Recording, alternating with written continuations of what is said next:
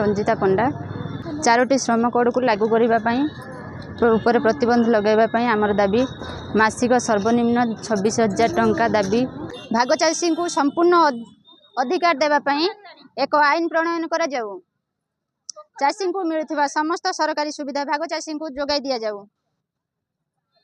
सरकारी नियंत्रित मुंडी व्यवस्था को सुदृढ़ कर समस्त कृषिजात द्रव्य को सर्वनिम्न सहायक मूल्य रे बिक्री करा जाऊ। कृषक मान एककालीन समस्त ऋण छाड़ सरकारी एवं बेसरकारी करी संपूर्ण ऋण मुक्त करा जाऊ। समस्त आवश्यक सामग्री गुड़ी को साधारण गणबंटन व्यवस्था जरिया रे सुलभ मूल्य रे बंटन पाई व्यवस्था करा जाऊ।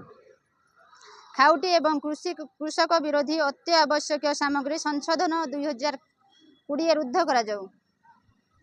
मनोरोग योजना MGNRAGA कार्य कृषि को कार्यभुक्त करा जाऊ। भारतीय पेंशन योजना बातिल कर। समस्तों पाई समान काम को समान मजूरी नीति लागू कर। ठिका स्कीम श्रमिक मानक स्थायी नियुक्ति आमर दाबी। जातीय पेंशन योजना बातिल कर। मासिक सर्वनिम्न मजूरी 26,000 टंका आमर दाबी। स्कीम श्रमिक मानक सरकारी मान्यता आमर दाबी।